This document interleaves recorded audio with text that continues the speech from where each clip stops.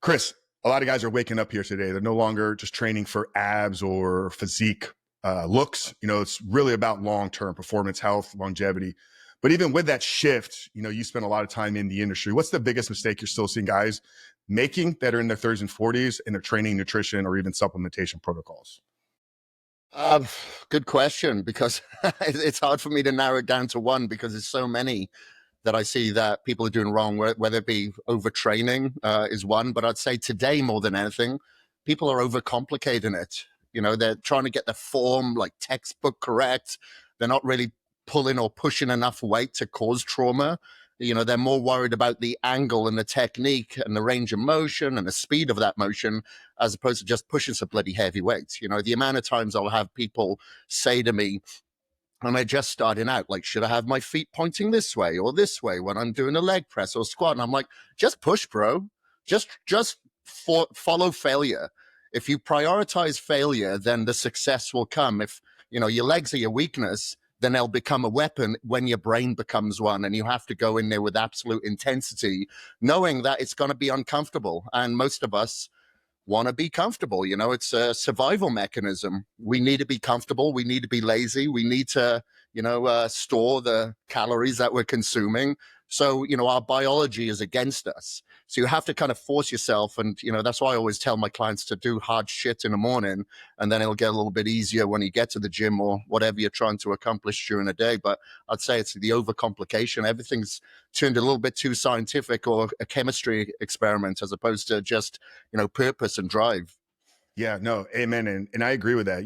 We were talking about BPAC, Ben Pakulski, prior to recording here. And, Ben kind of was one of the early adopters of this intelligent training, but it came later on in his career when he had already reached, the pinnacle of physique development. And I don't know how I did it, Kris. I stumbled across, this science-based training online, a couple months ago. It's these young kids that are doing all the things that you just shared there, right? It's optimization, it's fatigue management. And I just see them missing the boat because they haven't even built a foundation of a body to really begin to optimize. You mentioned you get your clients doing hard things. What's the value, not just in the gym, but in life, of having that capacity of enduring the pain, of getting into the suffering? How does that carry over into our training, but also our everyday life as, humans trying to kind of walk this earth here? Well, look, it's summer at the moment, right? Everybody wants to be outside. They want to be at the lake, but sometimes you're going to have to go no and decline that offer to go out and have a good time because you got work to get done. It's like this weekend, I worked all weekend. We're moving house. So I worked until late into the evening during the week just so I could have my weekend clear so I could move crap, donate stuff, give stuff away, sell stuff, and move stuff. Did I want to do it? No, I didn't. But if I'm used to doing hard stuff, then it's an easy transition to go, okay, it's just something that needs to be done. And, you look at a lot of people, let's say, that are extremely overweight. You speak to them, they don't like moving. They don't like exercising. They don't like eating clean. This like, going back to the biology of being lazy, it's kind of, unfortunately, it's just a normal psychology for a lot of people. You have to get uncomfortable. You have to get used to being uncomfortable because there's going to be so many uncomfortable circumstances in your life. That element of surprise will derail you. So, for instance, if you do start your day off with, let's say, with an ice bath, who wants to get an ice bath? I do it every day. I never want to get in there. I've actually bought something now called a cryo shower, which is even worse. So it's like super cold iced water coming from a shower head. So you never really get used to it. You move to the front, oh, you're cold. Now you move to the back, Jesus, I'm cold again. You never really get that thermic barrier that you have in an ice bath.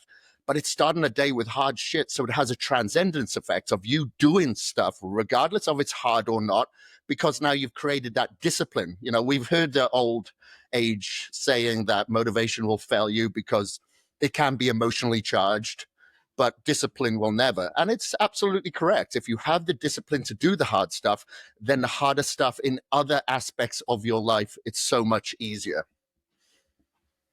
Yeah, I agree 100%.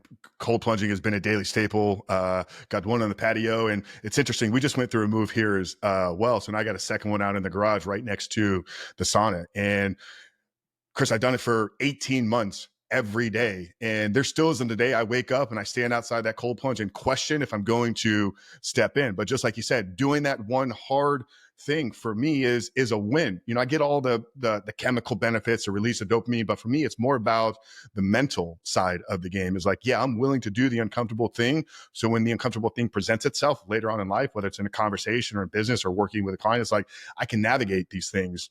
You know, you've been in the industry for, go ahead. And it has a compound effect because you mentioned, it's all about mental strength. It actually provides mental stability, as you would have noticed throughout the day when it tones that vagal nerve. So you're not so reactory during the day. You're not as emotionally charged or react to certain situations. You're pretty much more flatline and you're more level headed. And that's one of the reasons why I can't say I love it, but that's why I actually do it.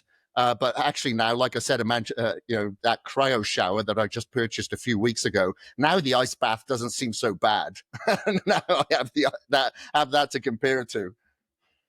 That's crazy. Yeah, I'm gonna have to check that cryo shower out. I mean, I'm always looking for things to kind of push the envelope here. You know, I'm sure you're familiar with Andrew Huberman. You know, he probably about 6 months ago, he had a podcast with Goggins, who obviously Goggins is the king of doing the hard shit. And Huberman was speaking to this recent discovery in neuroscience in our brain, part of the prefrontal cortex known as the anterior cingulate cortex, that when you do the hard thing that you don't want to do, it expands its capacity. So you literally are training yourself to endure, like not just a belief or a mindset, but an actual structural part of our brain grows when we do these hard things. And that's why this conversation that we're having here is so important to the guys that are out there. You know, we live in I call it a microwave society, right? Anything we want is available at a push of a button. And it's amazing, blessing, right? It's the greatest time to be alive. But some of this, I think, some of why men don't do these hard things is just a byproduct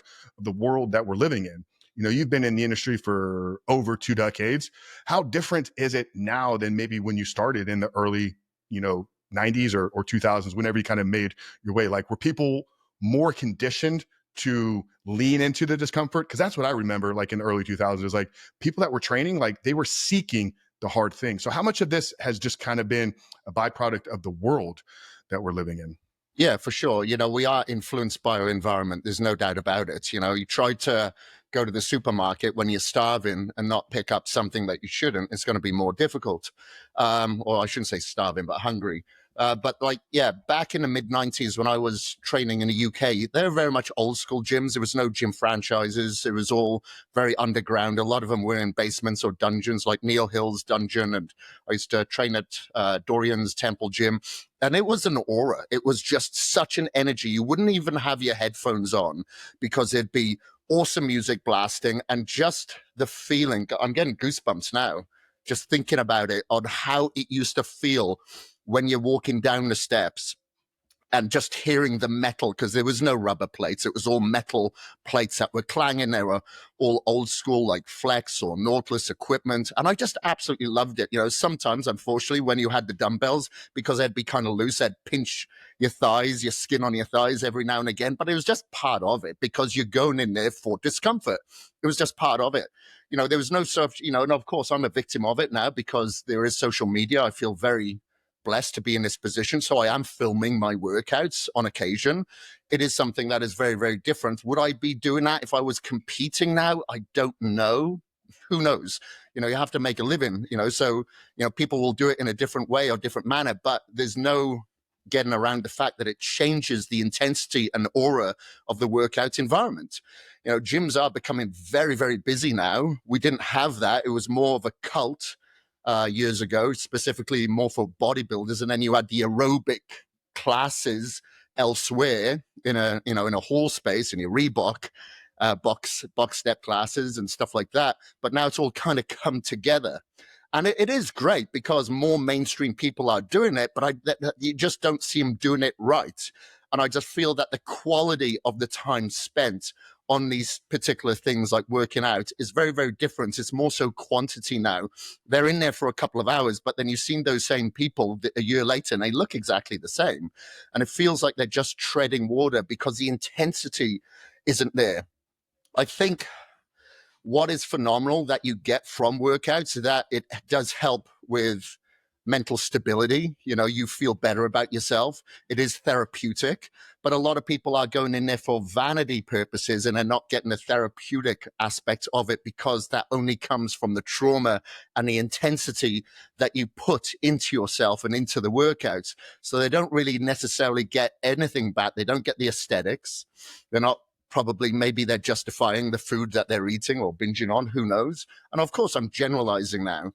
But the ROI I don't see is there. And it just requires a lot more mental education as opposed to physical education. I've just had a client now who's asked if they could pause their training because their mother is in hospital and he's got to fly back to his home country to take care. And I'm like, but no. This isn't a physical transformation. Look, you want to pause, sure. But this is why you shouldn't. This is your damage control time. This is you to take leadership of yourself so you can give more of yourself. And I'm not saying that from a selfish standpoint. My father was in the ICU last year for 5 weeks. But I felt so much better. I was at his bedside every day, but getting up super early, working out, making sure I went to that hospital with all my food. And there's a sense of accomplishment, and you feel like you have a pivotal role there, and you've just got a stronger foundation and pillars to hold up whatever you're dealing with at that time. So it's definitely a mental challenge, which should be married together with the physical. It's not just the lifeline, it's the vessel and the lifeline together. Yeah, I've been training for 2 decades personally myself, and it's like when things get harder in life, that's where it becomes even more of an anchor for me. It's like I need that because that's the constant when life can get chaos. It's like your life is never going to be perfect. You're going to go through seasons of ups, downs, trials, tribulations. But if you can have something that is a rock, that is a solid, despite if you're at the top of the mountain or at the bottom of the hill. And I think people are missing the boat there with training.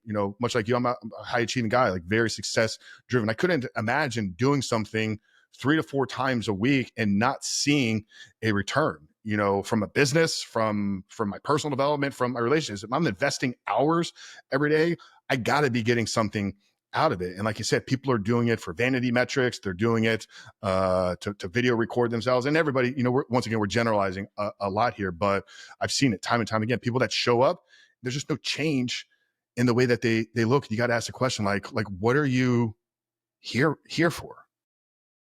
Yeah. And a lot of people, they just think that showing up is enough. And it isn't. Yeah, you can all get to the gym and now you feel better for it. But make sure that, you're there for a purpose and you're feeding that purpose. It's like when people retire, they've worked all their lives, 65 years old. Now they retire 5 years later, they're dead because they've lost that purpose. The universe thinks, okay, they're not reproducing. They're not actually contributing to the universe anymore. Let's get rid of them. So it's just another form of purpose that you're instilling within yourself. Yeah. Let's stay on this, but slightly transition, right? Because we're talking kind of 30,000 big picture mindset, mental fortitude, going in and doing the hard work. And that's great. But you can go in and do a lot of the hard work in the wrong area. So circling back, to the guy that's, in his 30s or in his 40s and is looking for performance-based longevity, not just the aesthetics. If we were going to prescribe a training protocol, maximizing obviously intensity, not doing the simple things, 3 to 4 days a week, where does somebody start in terms of structuring the training side of this now that they've got the mindset right and they're going to go in and do the hard stuff?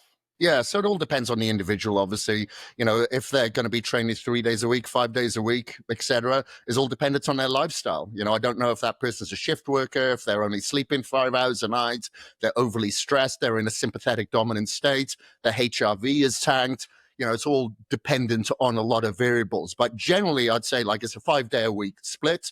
You're in there. Yeah, you could train a little bit longer on larger muscle groups, but I try to say, look, you've got this amount of exercises, these sets, and you've got to complete them within an hour workout. So now there's no time for communicating. There's no time for screwing around or scrolling on your phone. You are there for the purpose. And that's why I'll make sure that there's generally sometimes too many exercises or sets within a workout, because I'm all about intensity. Yeah, we know about reps. Yeah, we know about weight. Very few people talk about the intensity of shortening the rest periods as well, especially if you're doing the higher repetitions, because then you are contributing to sarcoplasmic hypertrophy. You're going into a little bit more of a glycolytic environment, so I'm going to feed them a little more carbs as opposed to if they weren't throwing in that intensity. But I think the trauma that you get from intensity is just one of those pivots that people generally miss. When people train with me, a lot of the time, and they're IFBB pros, and I'm not blowing my own horn here, a lot of the time they can't keep up because they're used to resting so many minutes in between sets. And given they've got more muscle, they require more oxygen, but they can't keep up after like a couple of exercises because of the intensity with the volume. And I think that's a big portion that is being missed. We are static ornaments. A lot of bodybuilders are, but we shouldn't be. We should be, from a cardiovascular standpoint, very fit and fit enough to endure that type of intensity. And that's why I like hybrid athleticism. I like my running, my swimming, my mountain biking, stuff like that, because it does translate when I go to the gym. My VO2 max is very, very good. So I want to transition that as another form of trauma that I take out from the gym. Yeah, no, that's great. And yeah, I've been around a lot of top level athletes and pro bodybuilders, throughout my time. And obviously there's a genetic component. These guys are incredibly blessed and gifted. And, they're the 1% of the 0.5% that would ever be able to achieve that level of physique. But, they're definitely not training overall endurance and physicality and many of the things that you've adopted and kind of where my life has taken me over the last couple of years. I know it's an almost impossible question to answer here because there's so many variable exercises that people can do. But guys going to do, 4 to 5 days a week, focus with the intent of maximum physique development. If you had to prescribe only 10 exercises, Kris, would you be able to compile a list for full body maximum muscle development using just 10 exercises? For sure. Okay, so let's start off with legs. Okay, I'm definitely throwing leg press in there. Not everybody has the structure for squats. So without me actually seeing that person and understanding is that person's Achilles tendons really tight, so they're leaning forward, if they got very narrow hips, so they have issues with their flexors, et cetera, et cetera. So I'll throw leg press in there as the one for legs. And then I'll come back. So I'd say hamstrings, so it'd be like a stiff-legged deadlift or a hamstring curl as number 2, because a lot of people's posterior chain, particularly the hamstrings, are weak. That's why you'll see a lot of soccer players and people, football players, they'll tear a hamstring, but not a quad, because a quad is just so weak and tight. So I'll throw hamstrings in there as well. Would you prefer a curl over deadlift because of the stability? If there's only 10, if we had to choose one, would you say curl over deadlift? I'd go for a curl, like a lion curl, for instance. Some people don't feel the deadlift until they've actually got experience or pre-fatigued anyway. So I'll usually do the hamstring curls before the stiff legs. So we'll put that in there. And then we'll go for a standing calf press. So we got 3 now. If I'm going to choose over seated and standing, we'll go with standing. Okay, then for chest, would go for incline dumbbell press. I much prefer dumbbells over barbell. You never really see people tearing their pecs with dumbbells as much as they do with barbells, and shoulder injuries and restrictions dependent on the insertion and attachment point on one side to the other could be restricted. So it causes an issue with that plane of motion. That's why dumbbells can be a little bit easier for people. So I'd go with incline dumbbell press, and then maybe a flat dumbbell fly as number 2. How many exercises are we up to now? That's 5. 5. Okay, shoulder press then for shoulders. And then generally I'd go for a rear movement as well. So rear dumbbell raises, because generally the rear delts are a lot weaker than the front, because like we're on our computers, our hands are always in front of us, we're carrying things, we generally become a little bit round shouldered. So based on that, going to back now, I'd go with a bent over barbell row. Again, to work the rhomboids, the traps, and the lumbar. Overhand or underhand?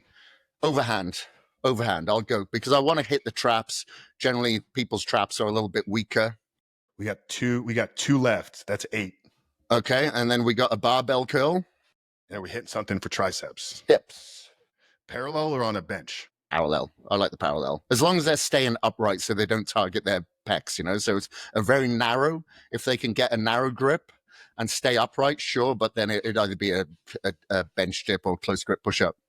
Yeah, great. I don't disagree with much of that. Obviously, very difficult, with the minimum requirements there of just 10. But yeah, I should have thrown in another back exercise, I think, instead of a chest. Maybe a pull up, probably. You could maybe take the calf out of it. You know, if you're really trying to optimize overall development, maybe replace the calf press for a pull up. And yeah, I think that's a solid list. Let's talk about nutrition. We've talked, you know, mindset, doing the hard work. We've gone through a little bit of the training side here. In, you know, 2 decades, obviously a lot of people are making mistakes with nutrition. How important is it? You know, people say it's 80-20 nutrition, you know, abs are made in the kitchen. What's your thoughts around the importance of nutrition? Can you out-train a bad diet? And where are a lot of people making those common mistakes? Okay, got it. Yeah, so I never really give percentages because I always say it's 100% everything. If I think of something like a three-legged stool, and let's say the recovery isn't in place, or let's say the nutrition's percentage is down, but the training is up, then that stool isn't stable. It's going to fall over. So it's 100% everything, you know, but you are what you eat at the end of the day, not only for physical transformation, but for health purposes. You know, you have your antioxidants, you have your fiber, you have your macronutrients that is essential for life, as opposed to just performance and training. So I think it's very important to have like a balanced lifestyle. Like we've heard now of like the sugar fasting diet that Joe, and I think Joe's out there in Tampa, isn't he? But Joe and Mark Bell and everybody's kind of making famous, which I think is taken totally out of context. We, you know, we are looking at people that are on PEDs. There's no doubt about it. They're metabolically active. That's great. But for the rest of the population that are following that are metabolically dysfunctional, then maybe that's not a good diet to go towards, you know? So it's buyer beware at the end of the day. I've done the keto. I've had people go through carnivore. I've done carnivore. I've done them all myself, actually. And I've done the blood sugar diet. I've just done my own version of it, of just fruits as opposed to the juices and the sugars, you know, plain sugar and syrups. I'll do honey. Because I always like to try everything. I feel that if I go through something myself, then I'm able to translate it a little bit easier. And I'll just, you know, modify from there. But I just like the old school balanced nutritional approach of having your carbohydrates, having your protein, having your vegetables. I'm not a huge vegetable eater, but I will have them, or I'll take a greens as a supplementary portion of it. But I think balance, making sure that you are eating the rainbow on your plate. You're getting plenty of antioxidants, you're getting your fiber. Try to go humane raised, organic, wild caught, grass fed whenever possible. But just try to go to single ingredient food, sorry. You know, try to stay away from your processed, your deli meats, obviously your sugar, your vegetable oils, anything that is pro-inflammatory, because we don't know who we're dealing with. That person could have a genetic disposition to have cancerous tumors. So, of course, they need to be a little bit lower. They need to eliminate sugar whenever possible, and maybe a little bit lower on the carbohydrate. So we just need to have a good balance there. I think things like carnivore are great for a reset. You want to do keto, then make sure it's a cyclical version, so you're knocking yourself out of ketosis every evening before bed, because after cardio in the morning, maybe you're probably going to be straight back into it. So I like to have varied approaches to these diets. I don't think any one being so strict should be adhered. So for instance, if I eat 5 to 6 meals during a week, I'm usually fasting on the weekends just to give my body a bit of a break, because I do not want to signal mTOR all the time. I do still want to signal the AMPK pathways. But, you know, you spoke about peptides. There are peptides now that are fasting mimickers that can help us, you know, signal the AMPK pathways a little bit quicker. So, you know, as we get through the years of evolution, yeah, we can adjust a little bit, but the basics stay the same. You know, we can't rely on supplements for everything, even though when you go to these biohacking conferences, they want all the technology and the supplements and don't want to put in the hard work. But the bodybuilders will put in the hard work, but they don't want to, you know, participate in the longevity aspects and take on some of the you know, technological advancements. So I think there's a balance in between that should be had, whether it's nutrition or lifestyle or everything else. Yeah, it's funny you talk about the sugar diet. I literally started kind of my week 2 run through it. You know, I got it sent. Somebody sent me Mark's stuff a couple months ago when he was just first starting to talk about it, and I was like, I kind of brushed it off. I'm like, that's just Mark being Mark. You know, he's obviously very extreme and is willing to try anything. And then I was following along in his journey, and I saw some of the progress he was making, and then I kind of looked at some other people that were talking about it, and I tested it. You know, a couple weeks ago. kind of following Mark's protocol with 2 days of just the fruit fasting, right? I'll throw a little bit of maple syrup or honey on it, but I didn't go full on extreme. And I think that's where people make mistakes, is they make it about the candy and the sugar, not the natural fruits. And I saw amazing success with it. Now, granted, I'm fairly lean and muscular built. I walk around 6'3", around 240 with solid abs kind of year round. So it's like I'm kind of at a good starting point, but I saw a lot of progress, great energy, and it really improved my sleep. So I'm going to run through it one more week because I got a vacation coming up, and it's kind of like a preparation for next week's vacation. I'm the same. Yeah, but I had Stan on, Stan Efferding last week, and we kind of talked about it. Obviously they had the rice diet years, decades ago that people were using. And I think the key that you said, and it's kind of, what I've adopted as well, is like not being attached to any of these dogmatically. As a professional in the space, I want to use it. I want to see how my body affects to it so I can speak to it, maybe sometimes use it with a client if we're trying to accomplish something short term. But yeah, it's the balanced approach. That's what's been successful for me as well. 100%. And Jay Campbell sent me his version of what he's following, which of course he isn't doing all the candy and gummies and stuff like that. And I just adjusted it again from there. It's where I am having my essential amino acids. I am having protein, in the evenings. But for my carbohydrates, I am just eating fruits. I love eating. But it's just so much fruit, bro. Like I couldn't imagine putting it into juices as well. It's like I'd be going through so much then. So it's just a lot of fruit, but I'm very regular. Like you said, energy's good, sleep is great. So there's a lot of positive aspects to it, but just adjust accordingly. Yeah. And hey, you think from an evolutionary perspective, like, we're in the summer seasons where fruit is kind of like abundantly available. I would assume you crave it more. Yeah. So I've enjoyed it, man. And I'm going to run through it, like I said, in this week in kind of preparation to get me ready for eating a lot next week while we're out on the boat and on a cruise. So let's talk about peptides and kind of longevity, because you've made this transition more from the bodybuilding aesthetic to really talking more biohacking, longevity. You were just at the peptide conference a couple of weeks back. What was kind of, I guess, that pull for you personally to shift more from the bodybuilding into this longevity focus? So it happened in 2014. I was doing like the ice baths and the saunas, from the mid 90s, because as part of my curriculum in college, we had to talk about contrast therapy. We had to get educated in blood shunting and all that sort of stuff. So it was a part of what I was doing anyway. But then after I got mold toxicity, that's when I really started to go down the rabbit hole in 2014, looking to see what else has molds. Okay, it's in coffee, it's in wine, it's in chocolate. Wow, it's in grains as well. If those grains have not been put into out of a vat straight away, dried, or put into a vat dried straight away. And in the US, those toxicity levels are much, much higher than EU. So I just really started looking into everything on how I could optimize myself. I was at that clinic in Florida for 6 weeks. He would have had me there for 6 months based on my toxicity levels. I couldn't be away that long, and I couldn't afford to do it for that long. So that's when I went on my own protocol, my own quest. And what I realized as I started transitioning and making these small changes, like going grass-fed, going organic, going wild-caught, humane-raised, etc., I noticed the inflammation that I had, which I thought was a byproduct of just training heavy, just went. And then that's when I really looked at the inflammatory parts of food that I was consuming. And then I started looking into other advancements, other types of supplementation. Then 2017 started doing peptides. That was more so because I still participate in extreme sports and I'm not going to slow down anytime soon. So I'll always tear something off, or I'll have surgery for something. So peptides become a part of my life in 2017. And then it's just an evolution from there. If I like inhaling hydrogen and I feel it has a positive effect on the quantification, such as my HRV, then I'm going to inhale hydrogen every day. If it doesn't have an effect, that's an expensive experiment. No, I'll sell that and move on. So I just apply things that work for me, like the brain tap, for instance. You're familiar with the brain tap? Bought it. Just had Dr. Porter on last week or the Patrick's week before. Great.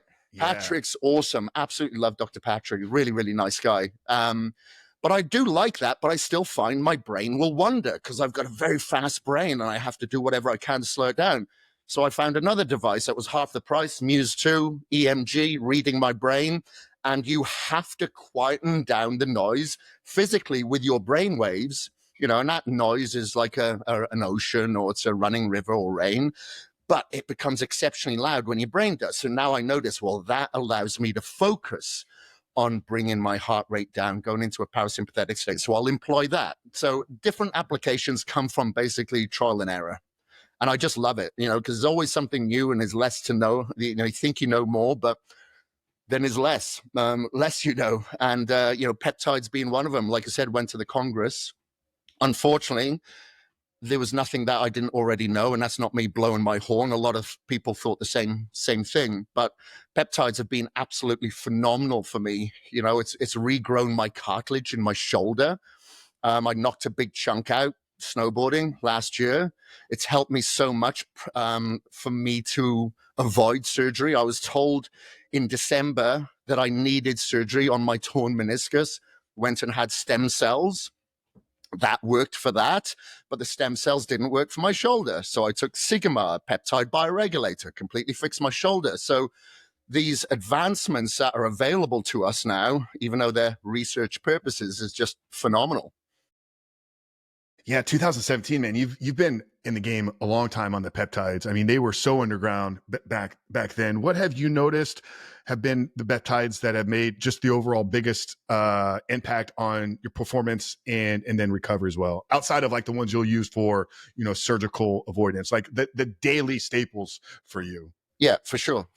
Okay, so like I said, the Sigma, which is a peptide bioregulator, that's been phenomenal. Cartilax has been really, really good as well. Of course, we do wear down our cartilage, our joints, etc. So those peptides have been phenomenal. I do like dihexa for brain cognition. There's another one called New Pept. So I like that combination of the dihexa and the New Pept together for memory recall, cognition.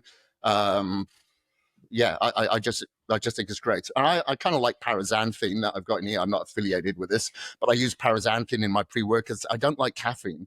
Caffeine just doesn't have a good nootropic effect for me. It kind of just makes my heart race just too much.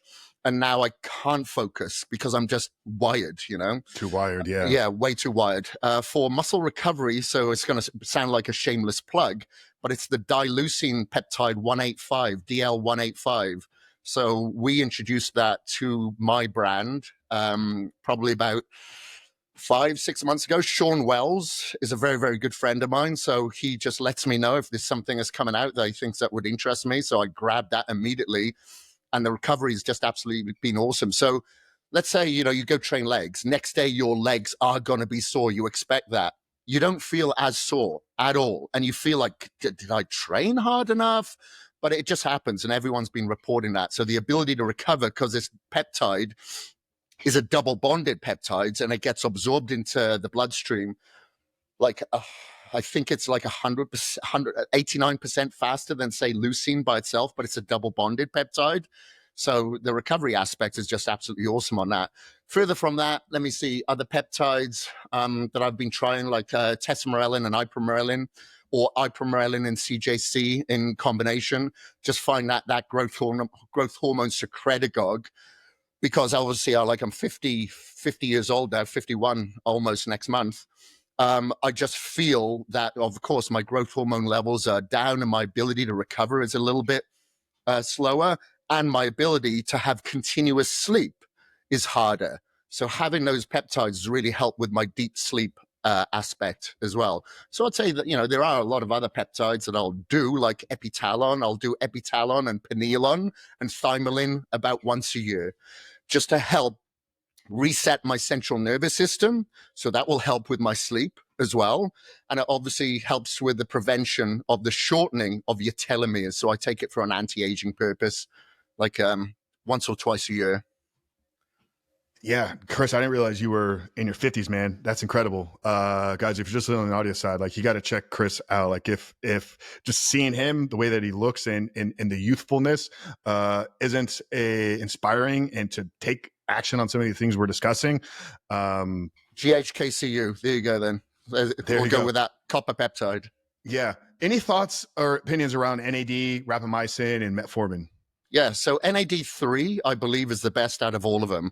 And you can have NAD tests. So you can test these. You can test your NMN, you can test your NR or NA when you take NAD.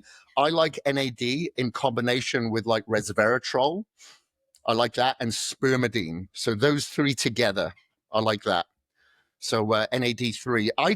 I'm not in. I used to do the IVs years ago, but I just cannot. I cannot wrap my head around it, and I can't get anybody to explain to me how it's more effective. I just think it's inconvenient and it's expensive because to me, it's like saying, okay, you're going to eat like a week or a month's worth of protein in 1 or 2 hours. Your body just cannot assimilate it all, and there's a short half life on it. So I just don't know, I can't see the benefit on like, doing a heroic dose of NAD. But metformin, I'll do metformin, only 250 milligram in the evening before bed, help with with sugar stability. I'll take dihydroberberine or Cell Shield not Cell Shield, GD8 during the day to help with blood sugar regulation and help put a lot of those carbs into the muscle cell. But, metformin helps with the gut microbiome as well. And then I'll take rapamycin once a week. I'll do rapamycin once a week. And that's it from the anti-aging pills, I'd say, more than anything. Love it. Love it. You kind of mentioned it a little bit earlier, in this biohacking kind of optimization space, like people get so focused on the latest technology, the greatest hack. They're looking for the shortcut. They're missing out on doing the hard work. How do you, Kris, balance all of this with what we opened with, right? Like doing the hard shit, but now taking advantage of all this great technology, this science. Like, how do you balance it without becoming so obsessive or disconnected from like still doing the hard work? Yeah, so I kind of cycle everything. So for instance, I've got which ring do I have on? I think it's the Ultra Human ring I'm wearing. They all look the same. I got a few of them. Got an Aura, yeah. Yeah, I think it's, no, it's the Gabbit I'm wearing currently, sorry. Yeah, I had the Ultra, I've got the Aura as well, but it's the Gabbit that I'm testing out at the moment. So I like some of them because like Ultra Human, for instance, you can have the blood glucose monitor that syncs with your ring. So it correlates with the blood work as well that you can have from them and with your sleep. It kind of cross-pollinates each other. So I kind of like that. But what I generally do is cycle in and out with a lot of this technology because I was getting too stressed on it. So I'm like, okay, I'm up at 5 o'clock and now I've got to do the ice bath and the cardio, then the red light, then do, the sauna and got to do my hydrogen. And I was getting stressed out of it. And I thought, hold on, you're contradicting what you're trying to attain from this. And you're trying to get into that parasympathetic dominant state. You're trying to be in the rest and digest state and, chilled out. And now you're just getting anxious and stressed over this. You're not anxious and stressed enough. Do all these bloody biohacks. So I started just, looking at it. Look, if I have time to do the ice bath this morning, which I usually do because it's only a couple of minutes, or the cryo shower, I'll do it. If I don't have time for the red light, okay, fine. I won't look so beautiful today. You know what I mean? So I'll kind of pick and choose. But like I said, I'll choose the ones that I think I'm going to get the more bang for the buck. So hydrogen, I was always drinking hydrogen tablets, been doing that for years, and I still do. But when I was at the Health Optimization Summit, a few months ago. I don't know if you know Alex Taverna or Tyler LeBrown. They are the leaders of hydrogen. So anybody who has hydrogen, like Gary Brecker, all these companies, basically they're supplied by these guys. They'd been working on this machine for 7 years. And I tried it at the Health Optimization Summit right before a podcast. And I was in the expo. I started reading Alex's new book. And within 5-10 minutes, I'm like, I got to put that down. I went into this complete meditative state. I knew where I was. I could hear what was going on in the expo, but I was just in a zone. And then when someone tapped me to say, hey, your 45 minutes is up, I was like, oh my God, I'd fallen asleep. But I hadn't fallen asleep. I just felt like I had 5-6 hours sleep in 45 minutes. It was phenomenal. And then when I went into that podcast, I was refreshed. I felt good. So I'm like, okay, now this is something that I want to employ every day, if possible. But if not, maybe 4 times a week is going to be better than nothing. So that's how I kind of look at everything. I try before I buy. If it's good, then I'll take it home with me. Stem cells have been a life changer for me. So Unfortunately, I've had them more times than I should because I keep getting, into these extreme sports and injured. But that's one of the reasons why I don't stop, because I know, well, I've got a backup here should I need to, and avoid surgery. And I know it's phenomenal for my ability to recover and for anti-aging purposes as well. So I'll probably continue to do them, even if it isn't for an injury, but it's for injury prevention and obviously to help with stem cells in my organs, my liver, my kidney, heart, etc. Yeah, I started after hearing Brecca talk a lot about it, the hydrogen tabs a few months back, and then he was saying that you can actually put them into your cold plunge, which isn't something I tried yet, but I'm interested to see just what maybe some of the benefits of that would be. It's interesting because I think what you said there with the hydrogen sounds similar to what I hear people talk about from hyperbaric chambers. Have you ever gone into a hyperbaric chamber? Yes, yeah, loads of times. Again, as soon as I've had stem cells, I'll usually do 10 days straight in a hyperbaric because it'll help proliferate those stem cells and stabilize them even more. Yeah. Any of these biohacks that you've tested and tried out, I don't want you to like drop any names or anything here that just turned out to maybe be absolute BS, just kind of things that people can kind of be on the lookout for, like to stay away from. Question. Good question. I'm trying to look around my office, think, what have you got here that's a lot of crap? Do you know what? I think there's certain red light devices that are questionable. Yeah, I'm not going to name any brands, but there was some that was specifically targeted for injury. And they sent me products because they want to maybe do something with me or whatever. And I said, sure, I'll try. And then maybe we talk. And I tried them. I didn't feel any difference in this particular red light, but I did with this one, if that makes sense. So I think the spectrum on some just a little bit can be crap. And I've had different types of blue light blocking glasses, and I swear they do not block out the flicker. It's kind of like CBD back in the day. It's the wild, wild west. You just didn't know what you're getting. So I'd say, look, all of them can be bad, but they shouldn't be put in a pot with the good. Just like you're going to have shitty personal trainers or bad hairdressers, you're going to have good hairdressers, and good personal trainers. You can't bunch them all together. And that's also a good kind of cue there as well, is like none of these hacks are like going to be the ultimate pill or solution. They should be a supplementation to hard training, proper nutrition, rest, recovery, like get the foundations. And once again, that's where people miss the boat, is they're looking for the one hack without laying the foundation first. I think that's kind of a good just kind of reminder to everybody out there, is like none of these special hacks or peptides are going to change it if you're missing the gym, missing sleep, eating like crap, drinking alcohol every weekend. Like you got to get the foundation laid first. Yeah. So last year, well, for the last few years, I did a lot of talks at different biohacking events. Last year was just insane. So I've declined every possible opportunity this year because I'm like too many flights. I feel like I'm aging to go and speak about anti-aging with all these bloody flights. But the one thing I did a talk in Dubai. That was last December or November, one of those dates.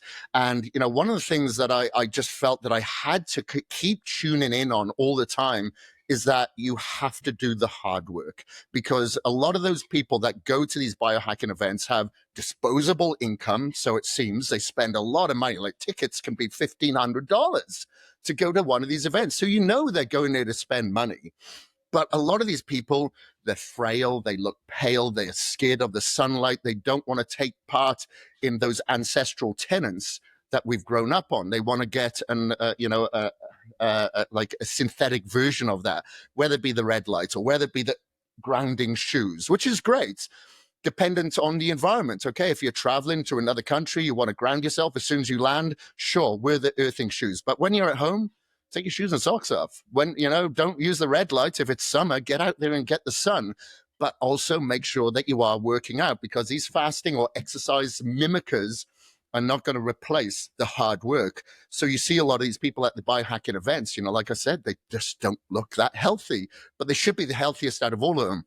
But adversely, when I go to a lot of these bodybuilding expos or fitness expos, I'm trying to tell them the opposite. Maybe slow down, don't exercise as much. You're training 6 days a week and you're a natural athlete, probably overtraining. Look at your heart rate variability. So you're trying to get them to quantify because they don't know what HRV is. or some of these technological advancements that are anti-aging, but really are performance enhancing as well. So it's usually a very, very different discussion that depends on the demographic that's in front of me. What do you see happening in the next decade? Will there be emergence of these two fields? Like, will biohacking and bodybuilding meet? And like, if so, what's the potential there? Like, both in the bodybuilding space, but also like for the everyday person out there. Huge. So I just had a call with somebody earlier this morning who puts on one of the biggest biohacking events on in the world. Okay, I can't mention anything other than that. But he has now been in front of the people like at the founders of like Fitness First and different gym franchises and big juggernauts in the industry. And what they're all noticing is that a lot of the gyms that are offering these like biohacks, if you will, and recovery protocols, those are the ones that are moving forward. They're advancing. The other ones are kind of falling behind a little bit. So he's actually talking about putting on a huge event now because he went to a couple of these fitness events and just saw that they were pretty much useless. Now wants to kind of merge those together. So you have a biohacking and a gym industry event together. So I think the more that merges, and we are definitely seeing it to a certain degree, we're going to see more and more of it. Myself and Ben Greenfield did a tour around India last year, and we did it in 2020 as well, just before COVID hit. And what we noticed is that the first time, people didn't really know what we were talking about. We had to really simplify it. But then the last time, there was a much bigger crowd and definitely more advanced and educated questions. So I think it's definitely going to go more and more in that direction. I get more and more questions about that all the time. So I think it's something that is going to be on the forefront and it's going to continue to merge, much like, supplements. They're part of the health and fitness industry. However, the majority of them aren't healthy. We are seeing more and more of them becoming healthier. Of course, you're always going to have the energy drinks and, the stuff for the younger kids that are price sensitive for sure. But I think more and more people are becoming educated and they're searching for something healthier to feed themselves from a healthy perspective, not just from a performance perspective. They're getting married together. Yeah, what's interesting, I mentioned I had Stan on last week, and we were talking about just the evolution of kind of the gym space and gym culture. I can remember I first started working in gyms in 2007. You were probably a decade before that, but most of your commercial gyms back then would maybe have one squat rack, maybe two if you were lucky. Now you step into like a Crunch Fitness or an EOS, kind of these big box chains that are kind of all over the country. They got 10, 14 racks. You got the moms now that are kind of like pushing the hard weight around, and he credited like CrossFit as kind of being like the trigger for a lot of that. It's like CrossFit made lifting with barbells cool and acceptable for everybody out there. So we've seen this evolution in the gym space, and now with obviously information technology, guys like yourself and Ben and everybody that's putting amazing stuff out there, it's like the information is there. It's cool to see where it's going to go. Like I'm really excited about the next decade or so just in this space, because I think it's just going to continue to evolve and just hopefully we'll begin to see the benefits in like the average person very, very soon. So really exciting. Yeah, I've got a gym franchise in India, and what we've noticed since we started that 7 years ago, we're getting so many more females into the gyms, which is what we wanted to encourage because it's a very male-dominant culture. There was no women in the beginning. There was a few hardcore trainers, but very, very few. But now, we have different events going on. We'll have like cricket, we'll have pickleball, so they like to be part of a community, which is great. Of course, not everybody is going there just to train hard and be hardcore. They actually need to feel accepted before really taking that next step in. So we've created like a community of these academies. We call them academies. They're gyms at the end of the day. And then, on about what Stan was saying. Yeah, of course, it's all changing, it's all advancing, but I think it is going in the right direction. But the people just have to have the mental stability or agility just to adapt. And, don't lose focus of what matters most, and that is the effort. You can see a lot of the gym equipment today is being designed to be easier. Maybe that's from an egotistical standpoint. If you're doing I don't know, the rack on leg extensions, you're going to feel good about it. Try doing that on the old school Nautilus. You're not even using half the rack, you know. So maybe that's something to do with it as well.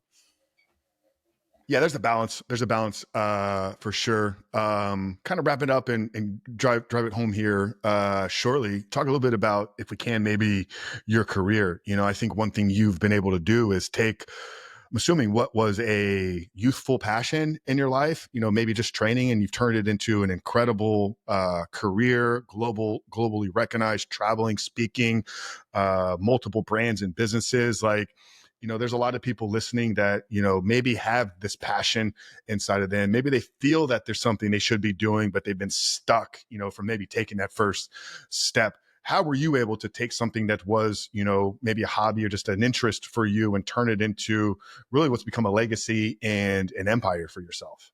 Yeah, it's funny because I never plan any of it. I don't. It's just I see an opportunity and I try to create an opportunity, or I take that opportunity.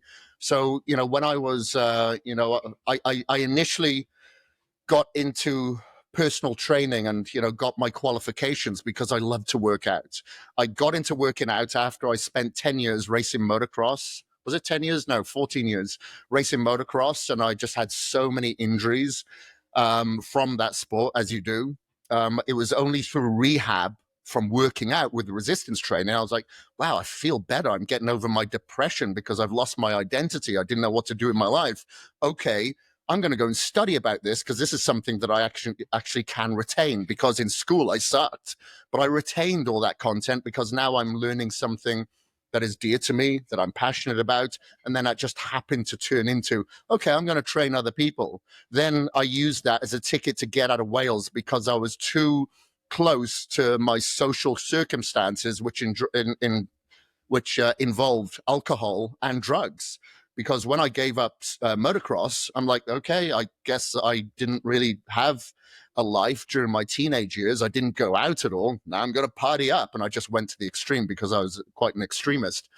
And so I found it helped me keep me on the straight and narrow. So it is a pivotal foot for me, not to do bad things. And it just escalated. And then when I started training people and noticing that I really enjoyed this, I thought, well, how can I reach more people? And that's when I started writing articles, and I taught myself how to write through Merriam-Webster's book on journalistic writing. And I started submitting these pieces of content back in 2000, and they started getting published. And that's when I thought, okay, I'm going to give up everything. I'm going to move to Venice, California, because that's where WIDA publications are. And that's how I got the job there. And then several years later, I just happened to get noticed by Ryan DeLuca, who was the founder of bodybuilding.com, and he offered me the position of editor-in-chief. Okay, so now I'm moving to Boise, Idaho, and I'm doing this.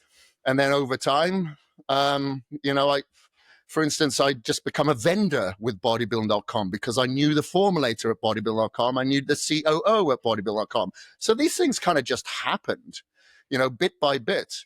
And, I met Doug Miller, who's my business partner now, and we were talking about supplements and kind of what's wrong with the industry. And we're all about natural bodybuilding. And so that kind of just happened by accident as well.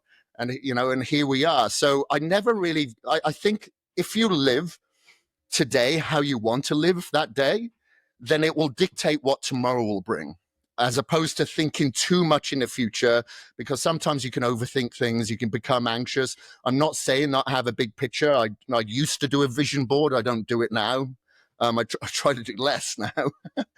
But I have a vision board, and I think it's very good to have some aspect. It may change a little bit, but I just like to live in the moment, be present, and allow it to dictate what brings me tomorrow.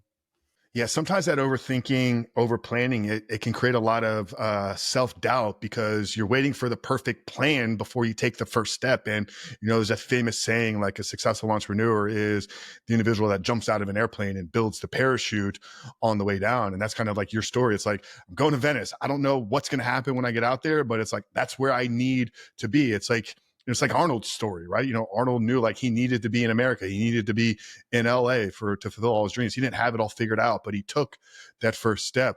Was there ever any doubt in you that you were going to make this work?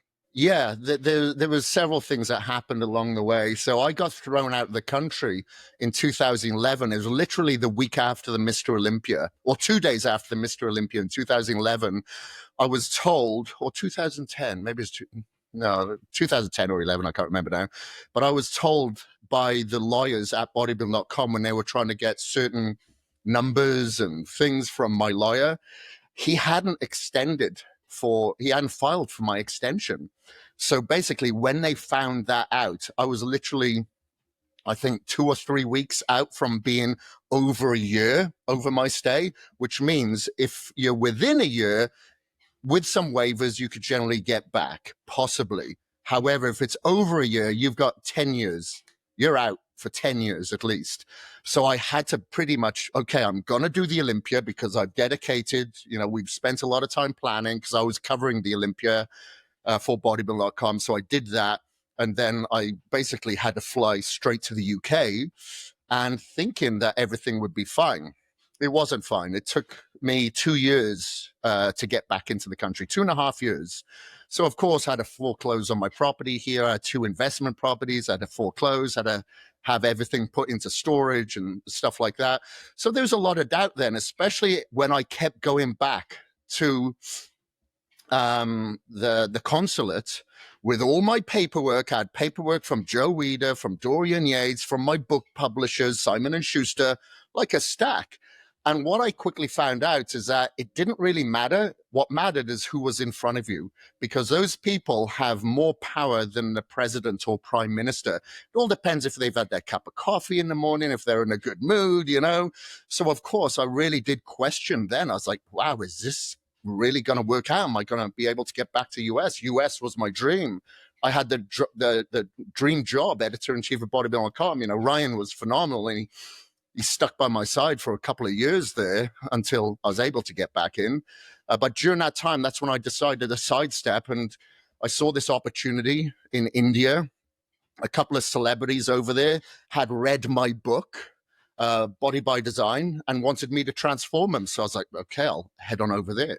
And then that happened I had a lot of publicity, which happened to lead to us doing a gym franchise, So a lot of these things, you put the positivity out into the universe, and I think you'll get it back. Your cells are listening, the universe is listening. You got to put some positivity out there. You're going to have doubts, but in the long run, it's all a learning experience. There's nothing that's a failure. Yeah, amen. And yeah, perspective is so much of everything. How we see things, happening to us as opposed to for us. For us, the opportunity, like you said, without that happening, you never have the gym franchises in India. And yeah, you've made it back here and continue to build an incredible legacy for yourself. So last few bits here, Kris, obviously midway through 2025, what's kind of on the docket for you, maybe professionally or even personally here in the second half of 2025, what's got you excited? What's got me excited? Well, we're finally going to have our family wedding get together 5 years late. My wife and I got married 5 years ago, but we have not had time to bring the families together to even have a celebration. So we're going to go to Wales, to Cardiff Castle, and have that celebration. And then our 5-year belated honeymoon in Italy. So really, really looking forward to that. And then it's back into the saddle. It's mostly Unmatched, my supplement company, that is going to be taking up the majority of my time, working on that. We've got a lot of cutting edge evolution that's in the pipeline that we've been working on. So I'd say that's going to be the main thing. Moving house, as I said, at the moment. So that's a new chapter. Didn't expect to get that house at all. So I'm in a bit of a panic now because we did put in a lowball offer and none of us, including my agent, expected it to happen. And the other thing is that we were speaking about peptides. So it seems like myself and my business partner will be launching a peptide company by the end of the year, because I've been suggesting this for so many years. And as people like Jay, I send a lot of business towards Jay. Jay's a great guy. I'm like, you know what? I love this. There's certain blends that I would like to see. There's certain stacks that I would like to see, of course, for research purposes only. So that's something that I'm going to be venturing into as well. So that's going to definitely keep me busy on top of everything else that I've got going on, because I think it's very important to have enough time in your life for yourself. whether that be a couple of hours in the morning or whether that be an entire weekend or just taking mini breaks during the day. That's very, very important because, as you know, we go through life and it's like, wow, what happened to 2025? Went like that. If we're more present in the moment, time will slow down. And then, of course, we're talking about quality over quantity again. But I like to do a few things. I like to do a few things because I don't feel like I can excel in one thing. Collectively, and maybe I can. I always tell guys, you got to fill your cup up. Our listeners, they wear a lot of hats, whether it's father, business owner, husband, friend, colleague, it's like you pour from these different hats. And if you don't take that time, whether it's daily or weekly, like you said, to fill your cup up, eventually you reach the end, we're trying to pour into somebody else and it's empty. And that's where stress, anxiety, we deal in addiction a lot. So a lot of stuff is rooted out of just not that self-care, that self love. Where's the best place for the guys to connect with you, Kris? Obviously, Unmatched. We'll direct them to the supplement line, but you personally, where you spend a lot of your time, whether it's socially online. Yeah, it's mostly on Instagram because I have a lot of people message me there about online training. So I'm always in my DM. So if they go to KrisGethin on Instagram, happy to answer anyone's questions there. Amazing. Yeah, guys, we'll have all of Kris's sites and his companies and the supplement and all that. And, maybe have you back on in the future when the peptide thing launches. Love to, continue to stay in touch and connected with you. I've really enjoyed the time here. Last question, Kris. We end every episode here with the same and final question. The title of our show is called The Superhuman Life. If you had to summarize it into, a sentence or two, how would you define living a superhuman life? It's a complete balance. So that balance is, of course, prioritize your sleep. But hey, if your wife wants to go out and have a late night every now and again, then do it. So I think it's just balance more than anything, because sometimes we can become too structured. I'm a very structured and disciplined and punctual and reliable person. But I think sometimes it's good to kind of go against the grain and feel okay with it, because sometimes that can create anxiety in itself. So being superhuman is just having a widespread perspective of balance. Absolutely. I would second that as well. And it's something we touched on earlier with kind of this over optimization and, paying too much attention. Use those things as metrics, as data, because what gets measured gets managed. But at the end of the day, we got one shot at this life, and it's a very short one, even with all the longevity stuff. Like there's only, 100 years that maybe we're going to experience. So do it, enjoy it, balance it.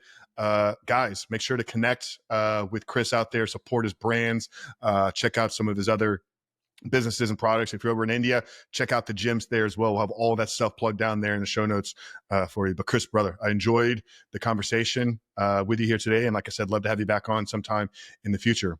So guys, get out there, support this one, rate, review it, share it with as many people as possible. And we appreciate hanging out with us here today. For Coach Frank and Kris, we'll see you guys in the next one.